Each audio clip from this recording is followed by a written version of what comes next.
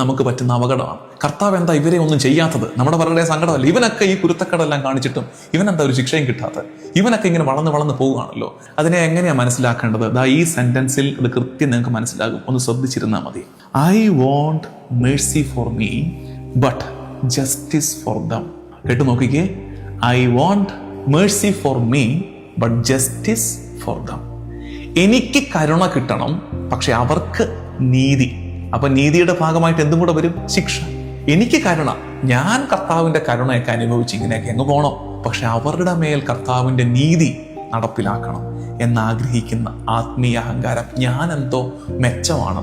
ഞാനെന്തോ മെച്ചമാണെന്ന് ചിന്തിക്കുന്ന ആത്മീയരുടെ എണ്ണം കൂടുന്നുണ്ട് കേട്ടോ ഈ കാലത്ത്. അല്പം അധികം പ്രാർത്ഥിക്കുന്നവർ, ഒന്ന് കർത്താവിനോട് കൂടുതൽ ചേർന്ന് നിൽക്കുന്നവർ, പള്ളിയോട് പ്രാർത്ഥനകളോട് ചേർന്ന് യാത്ര ചെയ്യുന്നവർ ശ്രദ്ധിച്ചേക്കണേ.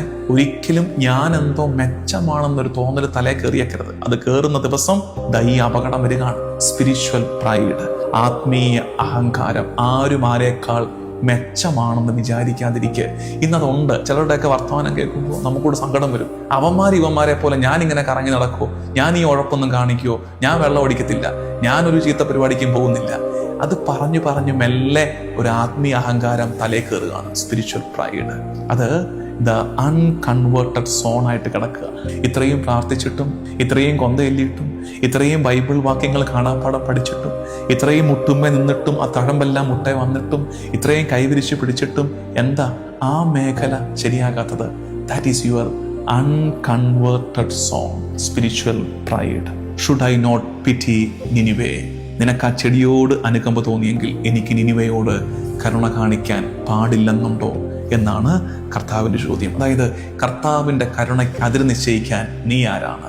ഈ റിപ്പൻറ്റൻസ്, മാനസാന്തരത്തിന്റെ യാത്രയുടെ അവസാനം ഏതു വാക്കായിരിക്കണം? ഓർത്തുവെച്ചേ, മാനസാന്തരത്തിന്റെ യാത്രയുടെ അവസാനം മേഴ്സി, കരുണയാകണം. മാനസാന്തരം അർത്ഥവത്തായോ നമ്മുടെ ജീവിതത്തിൽ? അത് മനസ്സിലാക്കേണ്ടത് കരുണ ഉള്ളിൽ നിറഞ്ഞു. ദൈവ കരുണ അനുഭവിച്ചവർ ആ കരുണ ഉള്ളിൽ നിറച്ച് മറ്റുള്ളവരിലേക്ക് പങ്കുവെക്കുമ്പോഴാണ് മാനസാന്തരം അതിൻ്റെ ക്ലൈമാക്സിലേക്ക് എത്തുന്നത്. ദൈവ കരുണ സ്വീകരിച്ചിട്ട്, കർത്താവിൻ്റെ ക്ഷമ സ്വീകരിച്ചിട്ട് മറ്റുള്ളവരോട് ക്ഷമിക്കാൻ, കരുണ കാണിക്കാൻ നിനക്ക് കഴിയുന്നില്ലെങ്കിൽ that means you remain unhealed. നീ ഇപ്പോഴും നിന്റെ മുറിവ് ഉണങ്ങിയിട്ടില്ല. മാനസാന്തരപ്പെട്ടു നന്നായെന്നൊക്കെ പറയുന്നതേ ഉള്ളൂ, അകത്തെ മുറിവ് ഉണങ്ങിയിട്ടില്ല. കരുണ സ്വീകരിച്ചവൻ കരുണ കൊടുക്കാൻ തുടങ്ങുമ്പോഴാണ് മാനസാന്തരം പൂർത്തിയാകുന്നത്. കർത്താവ് നിന്നോട് ക്ഷമിച്ചെങ്കിൽ നീ മറ്റുള്ളവരോടും ക്ഷമിക്കാൻ തുടങ്ങുക.